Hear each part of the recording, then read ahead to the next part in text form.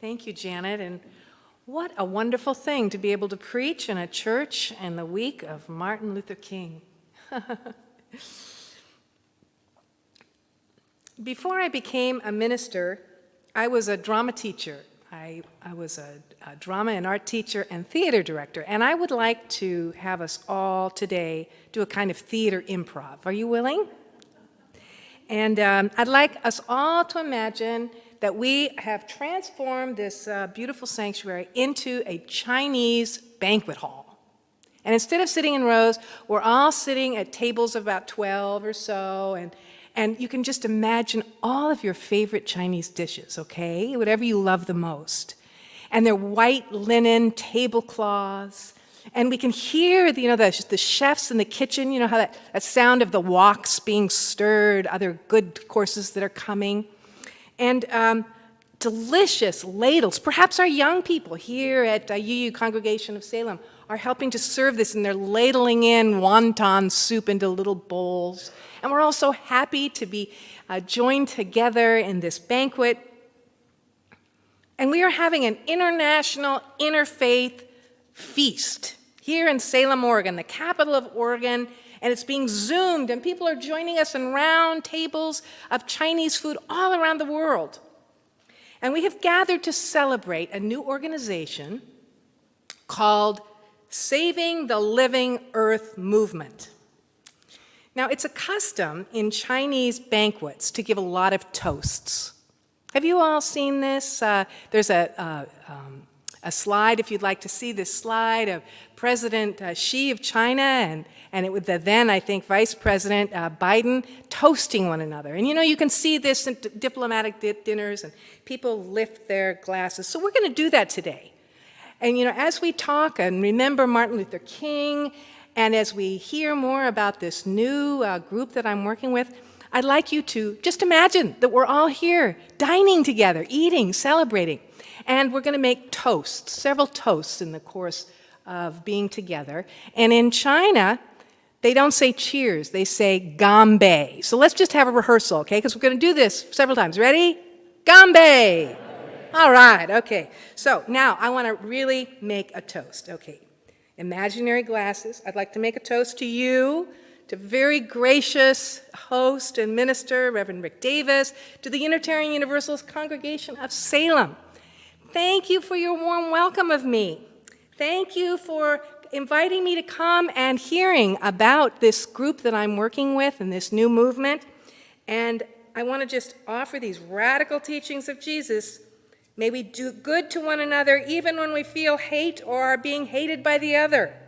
May we bless one another even if we begin to curse or are cursed by the other. And may we pray for one another even if we may abuse or experience abuse from the other. Radical words. Say Ganbei. All right. And we can drink.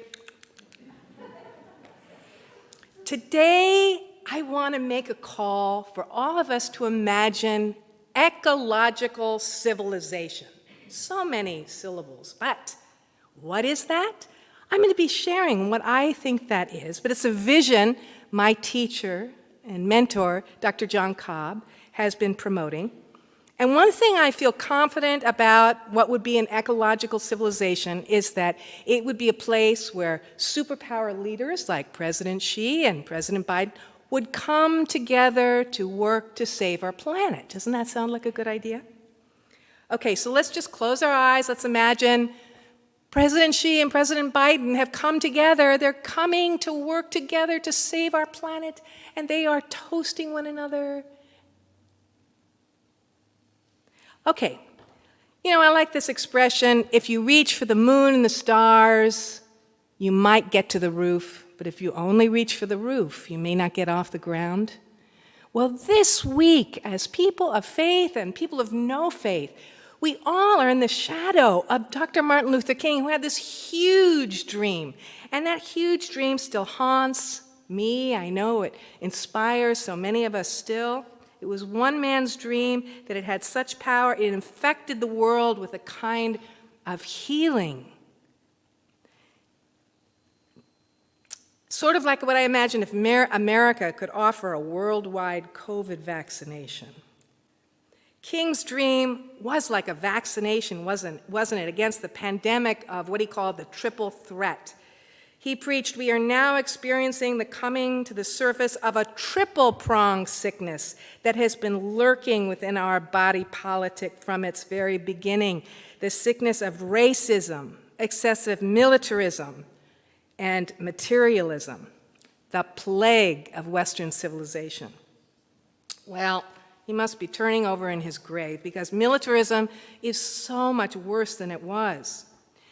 The New York Times reported in last October that the Senate Appropriation Committee approved an additional $29 billion for the Pentagon, $10 billion more than they requested. How is that possible? That's more than twice the numbers they're talking about, Build Back Better. Did you know that all of this money at the Pentagon is never audited? How can we remain silent as taxpayers in America? And then it gets worse if we look further afield. Did you know that there are more than 750 military bases around the world? We live here in the richest country in the history of the world, and we are spending so much money on assured suicidal destruction. And I don't know what's worse than that. Is it our ecologic crisis? Well, one good thing about our ecologic crisis is that it has this silver lining, for it invites all of us to experience our oneness on the planet and stop hoarding our weapons for our enemies around the world, but instead see, wow, we're going to have to share the same air, the same water, and the collapse of ecosystems and food system is something that all nationalities can use as an invitation to transform the way we live as a human family.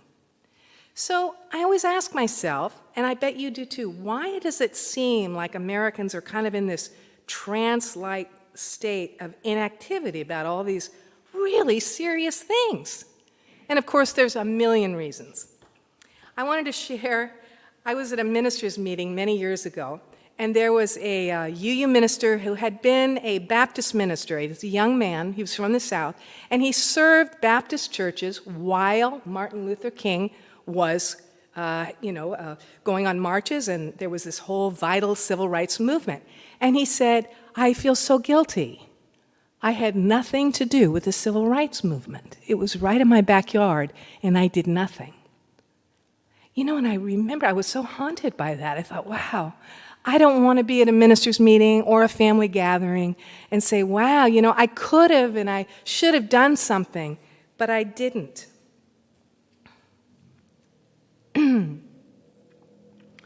So there's such bad news. Oxfam shared a study this past week. 10 of the wealthiest men in the world's earth doubled their wealth during COVID. You've heard these horrible things. I love the title of this book, How the Billionaires Devoured the World. The ultra-rich are responsible, according to this author, for the climate change, violence, crumbling democracy. We are living, we know, in a terrible materialism. And we suffer in this country from something that's called American exceptionalism, or in a word, arrogance. And it somehow seems to block us to see the truth. We have too often thought of ourselves that we should be the policemen of the world, and too often our leaders use dangerous kind of war-inciting language, like China is our #1 enemy. But as Martin Luther King says, and we need to remember in this week of Martin Luther King Day, it's no longer a choice, my friends, between violence and nonviolence. It's either nonviolence or non-existence. Now, Alfred North Whitehead offers us a solution. He says other nations of different habits are not enemies, they are godsends, and he encourages us to find something great enough to command admiration about other countries. Well, one of the things I feel such admiration for about China is their food. It's fantastic. Now, I was invited to go to China with my teacher and mentor, Dr. Cobb, just a few years ago, and they invited me to give presentations about biodynamic farming, which I've become interested in, and we're exploring. And biodynamic farming lifts up that there's a metaphysics, there's something invisible going on that love between the animals and the plants and the humans affects the well-being of the entire organic community. So when I was there, we enjoyed fabulous banquets all the time, and it is the Chinese tradition to make toasts, and they were often drinking and toasting to our friendship, and I'd like to just make a toast, so let's toast. I'd like to toast. I can't wait to bring them here to UU Congregation of Salem. My dear Chinese friends who invited me, Dr. Zaha Wang and his wife, Dr. Mei Zhongfan. They are scholars and extraordinary people who've made Dr. Cobb a rock star in China. They teach process philosophy, and they have created 36 centers at major universities to our good Chinese friends and to developing more. Ganbei. All right. So I hope we're not drinking alcohol because we'll be drunk by the end of this. So we can drink tea or water or whatever you like. So while we were in China, there were so many places we would go because Dr. Cobb had been going there every year for a long time. They had named things after him. This was the Cobb Farm or the Cobb School. And I kept saying to him, well, what do they do here? And he'd say, I don't know, they just use his name. So I got the idea here that we would honor him in that way. And we're calling our little biodynamic farm in Dallas the John Cobb Eco Farm. And because I have these wonderful friends that I look forward to bringing here and having you meet, they also have a kind of ecologic farm at the Sunshine Academy. So we have now a sister eco farm project between China and the United States. And there's a couple of us that are pairing up, and we look forward to visiting their farms, a kind of citizen diplomacy, and having them come here. So did you know that China is the oldest continuous culture on our planet? Did you know that China has managed to almost eliminate extreme poverty in just a few decades? That they have stopped this incredible population increase and now boast that more people are now moving from the city to the country rather than the other way around. But as I say, the thing that I think I admire the very most about the Chinese people is their food. This is the greatest thing about our country, isn't it? That almost every small town and every big city we can enjoy Thai food, Vietnamese food, Italian food, French food. I love it all. It's fantastic. It's the best part of our American spirit, is to invite other cultures to come and to get to know them and to enjoy their wonderful restaurants. I have this vision that this new movement that I'm working on with John Cobb, Saving the Living Earth movement, the heart and soul of it need to be about breaking bread together, joining together around tables, enjoying one another's foods. Can't you see this would make a wonderful movement to just party together? This is how we're going to find peace on earth. I'm convinced of it. We eat delicious food, and we have lots of parties and get to know one another. Now, Dr. John Cobb is an environmental guru for many people all around the world, and he invited me to work on an ecologic conference in 2015, and this is what really woke me up to the sixth extinction of life on Earth, hello, and the precarious, dangerous situation for our children and grandchildren. I dedicated myself at this conference to the rest of my ministry and the rest of my life working to help save our planet, and our UU community ministry is called Church for Our Common Home being our planet Earth. Now, John Cobb is many things. He's considered to be the most important theologian of the 20th and the 21st century. But you know, theologians aren't very well known in America. We have a very secular culture. Churches are in the decline. But take my word for it. He is a member of the very prestigious American Academy of Arts and Science, which is, you know, the highest academic award. He's the major interpreter of Alfred North Whitehead, who was a physicist who at the beginning of the 20th century said, we got this all wrong. We're not really separate. We're all interconnected. And it's all about our relationships, and everything we do affects everything else. This was about the same time, the civil rights movement, that John Cobb wrote a little book called Is It Too Late? A Theology of Ecology. It was the first book ever written about environmental ethics. And he has gone for 50 years preaching and teaching about what we need to do to create an ecological civilization where we can survive and thrive. And he hasn't gotten a lot of press. Luckily, this book has now just had a second publication. And I have this intuition that we are just at the brink of having this vision of ecological civilization burst forth on our planet. So let's make a toast to Dr. King, Dr. Cobb, to dreaming and visioning of a world of an ecologic civilization. Ganbei! All right. Okay, now I want to share a story with you about how this movement began. Because, you know that expression of Margaret Mead, don't think a small group of people can't change the world is the only thing that ever has? Because I have watched this happen just in the last few months, and I'm so excited to share it with you. Okay, one of the many things that Dr. Cobb is he's an ordained Methodist minister, and he was asked to preach my favorite subject at one of them about love of enemies at a Methodist church in New York City. Now, I knew about it, and so I joined on Zoom. It's called Church of the Village, and it was a great sermon, great subject. And then he gave a benediction, and he said, I want you all to imagine President Xi from China and President Biden of the United States coming together to work to save the world. And it was electrifying. I don't know if you've seen those moments in your life in churches where the Holy Spirit, whatever you want to call it, it was like a zap. It was like an electrical current went through all the way from New York. He was in Southern California, zooming in to New York and back. This ricocheting, I felt a piercing in my heart. And after the Zoom worship, there was a conversation with the preacher. And so I went on Zoom. He's on Zoom in Southern California.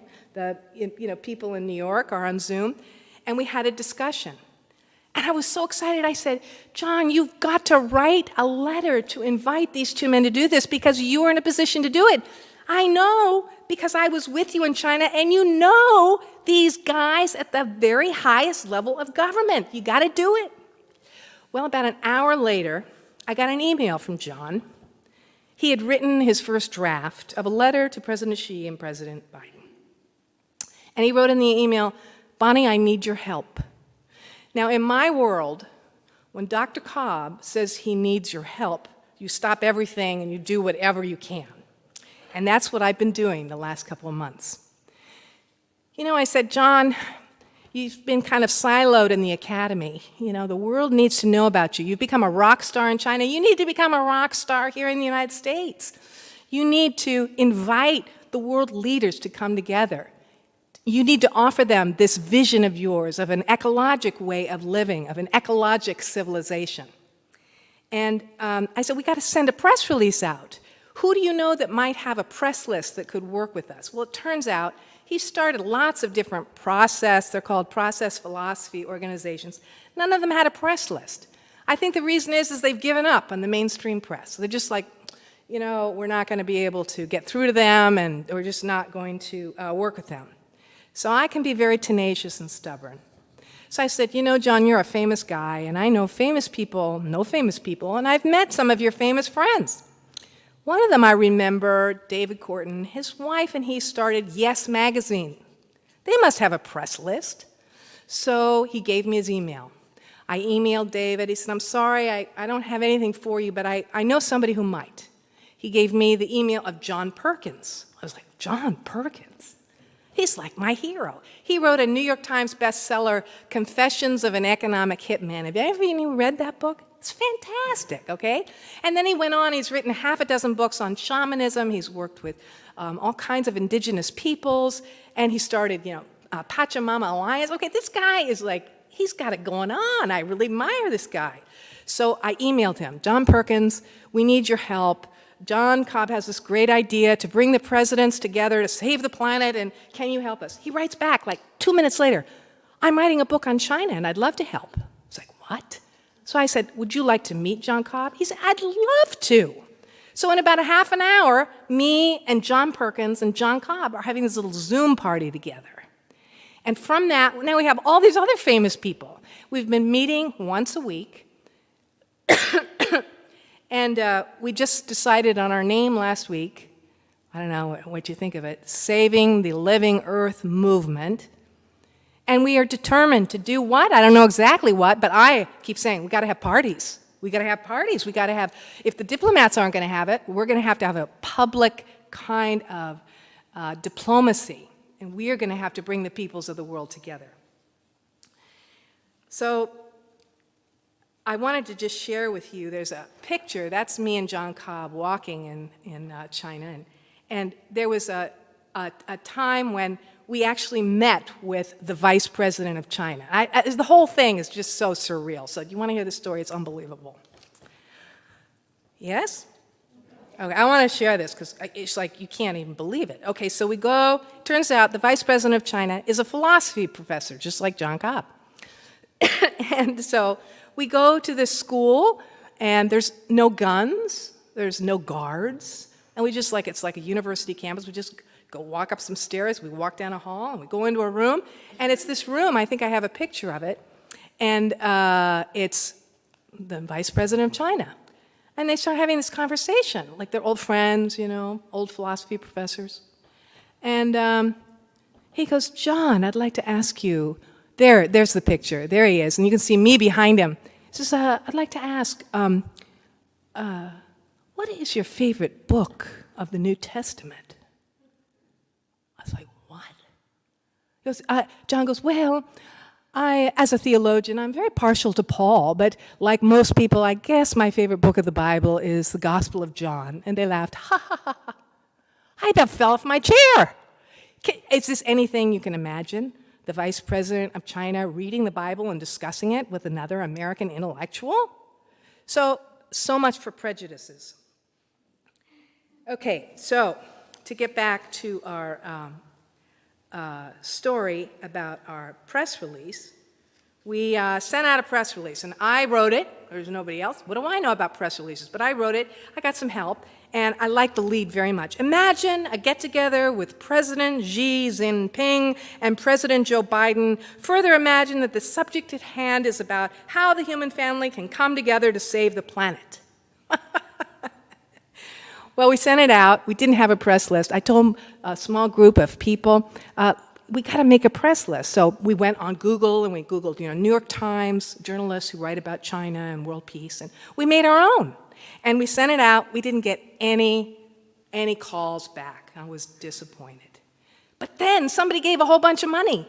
And then somebody said, we've got this great publicist, and we're going to create a whole media campaign. And that person has been paid, and now she's making a website, and now she's got all these interviews for John Cobb on different kinds of media. So it's now, the press release, been translated into Hindi, Chinese, and Spanish. And we are trying to make this message that John Cobb has been preaching and teaching for 50 years more mainstream. Now, I know I heard John Cobb say once near Martin Luther King Day, like today, at the start of his sermon, he said, I think I'm not really very successful because I know that no one's ever really tried to kill me, and I know the prophets in the world, so often have been assassinated and feared for their life. And I know King said no one really knows why they are alive until they know what they'll die for. I keep thinking about that. I keep thinking, if I keep working on this, am I going to be assassinated? I want to be courageous.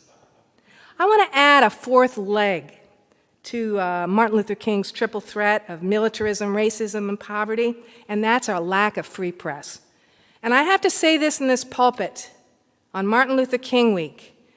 Did you know that in 1999 in Memphis, Tennessee, there was a court case that the King family brought, and that the jury heard the case, took only 1 hour of deliberation? They reached a unanimous verdict that King was assassinated as a result of a conspiracy. The shooter was the Memphis Police Department officer, Lieutenant Earl Carl. Coretta King said after the verdict, there is abundant evidence of a major, high-level conspiracy in the assassination of my husband. The jury found that the mafia and various governmental agencies were deeply involved in the assassination. Mr. Ray was set up to take the blame. This was like a tiny little sliver of a story on like page 26 of the New York Times. How come we don't know about this? Okay, so I want to make another toast to telling the truth to power and be reminded the truth will set us free. Ganbei! So you know the expression, I've seen the enemy and it's us, and I worry there's a lot of spiritual work to do if we're really going to have a global movement. I know Gandhi said, I would much rather teach a violent person nonviolence than a coward. So it's going to take a lot of courage. And we can't be naive. And as one of my heroes, Walter Wink, wrote, he worked in the Philippines in the nonviolent movement that overthrew Marcos' dictatorship. He worked with leaders in South Africa. And he writes, every outer evil inevitably attracts from our own depths part of ourselves that resemble it. To engage evil is therefore a spiritual act because it will require us the rare courage to face our own ancient and intractable evils within.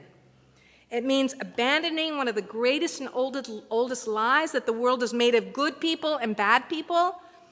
And I would like to become nonviolent, but there is a killer, a tormentor, a coward, and a dictator in me that would like to keep me in psychic detention forever. He talks about how people who engage in nonviolence often become like bombs that they are supposedly trying to detonate. And I want to tell you one last story. I served a church on the coast, and a peace worker and minister came to me and said, we're having all these drone attacks, and I can't stand it, and I want to do a protest. Will you come with me? We'll just go down to the Coast Highway in Lincoln City, and we'll make some signs, and we'll wear our clergy collars. This will be a statement that we'll make, you know. And so there was a retired Baptist minister who joined us, so the three of us went with our collars, and we stood on the sidewalk about wanting peace. And this big red truck came and pulled up next to us, and this guy comes out screaming and yelling about how we were communists and anti-American, and you can imagine, just really, really, angry. And the two guys that I was with, the ministers and peace workers, they started hollering back at him. I couldn't help but laugh. So this peace work is hard. We weren't taught how to do it. It's not our natural response. I know I have seen some videos of Martin Luther King training people in churches on how to become nonviolent. And they would have rehearsals where they would spit on one another and yell at each other. It's like a muscle that we can learn how to surrender. The third way, Walter Wink calls it, we never pay back violence with violence, aggression with aggression. We never lie down and become a doormat. We find a third way, a creative way, in community together. And we always have the conversion of our oppressor as part of our motivation. So, Jesus taught us this radical teaching to love our enemies, to do good to those who hate us, to bless those who curse us, and pray for those who abuse us. And the work of saving the world, I have a hunch, will be deep spiritual work, and we will be called to transform and grow in ways that we cannot imagine. Now, the earliest record of nonviolent civil disobedience, I love this, is Egyptian midwives in 1350 BCE. And they refused to kill babies as Pharaoh had commanded. So I would like to make a toast to the Egyptian midwives, to Gandhi, to Thich Nhat Hanh, to Martin Luther King, and everyone in between who has had the courage to stand up for peace and love. Ganbei! We have one more toast, and that's to our Mother Earth, our living Earth, and all of the mothers and babies of all species. We're all here, relatives together. And we as modern people too often have forgotten about her, haven't we? You know that expression, if you want to save someone, you love them. And she is an honorable age. She is 4.5 billion years old. The only one I know older than John Cobb is going to be 97 next month. So I want to do one last theater improv. I want us all to imagine now, we have enjoyed our Chinese feast, haven't we? Now Sally Ride has appeared. Oh, welcome, Sally. She has a magic spaceship, and in one heartbeat, whoop, she takes us to the moon. We're all now on the moon. We all now can see our beautiful home, Mother Earth. And for the last course, we're going to have something very American. We're going to have coffee and apple pie a la mode with vanilla ice cream. Doesn't that sound good? Now, maybe some of us in Oregon, we want Marionberry pie, whatever you like. As we drink our hot coffee and we enjoy this wonderful tradition of American apple pie and vanilla ice cream, we see our Mother Earth, how beautiful she is. We send her our love. We actually experience our oneness with her and all of the universe. Let's lift up our American coffee cups. And let's make a last toast to Mother Earth and the children, mothers and children of all species that are part, who live inside and on her body. Let us toast the flowers, the trees, the butterflies, the whales. Let us drink to our common home and a vision of an ecologic civilization. Ganbei! And Marcia has very graciously offered to play along with me. And I want you, if you like, you can keep your masks on, you can make animal sounds. We're going to call the birds, caw, caw. We're going to call them. It is so important that we are here in Oregon where we are able to live so close and admire and love the natural world. So I'm going to play with Marcia, and I invite you to make animal sounds if you like.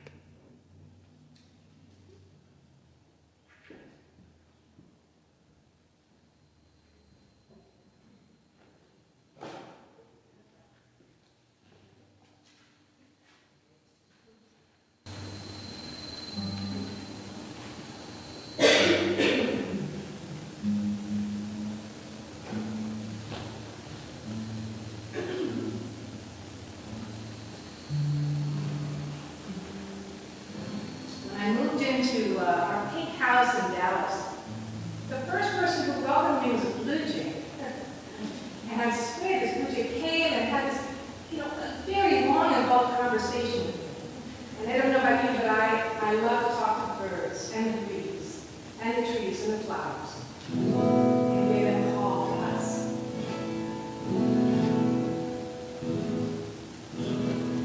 I hear the call.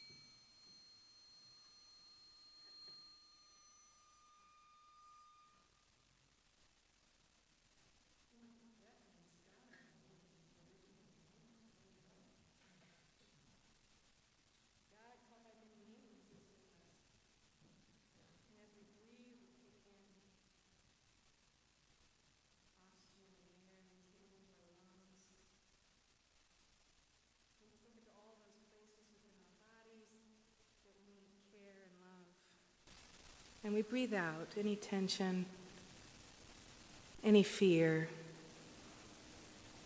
any annoyance. Today we call upon the spirits of all those who've prepared parties for us. Passover seders, Hawaiian luau's, Chinese banquets, communion tables, and we give thanks. We give thanks for delicious food we've enjoyed on picnic tables outside and on blankets on the beach. We give thanks for all the times we have talked and felt close to people as we have gathered in fancy homes and homeless shelters, mess halls and gardens. We give thanks for this human tradition that we share with the animals and the birds and the plants, to take nourishment and to be together.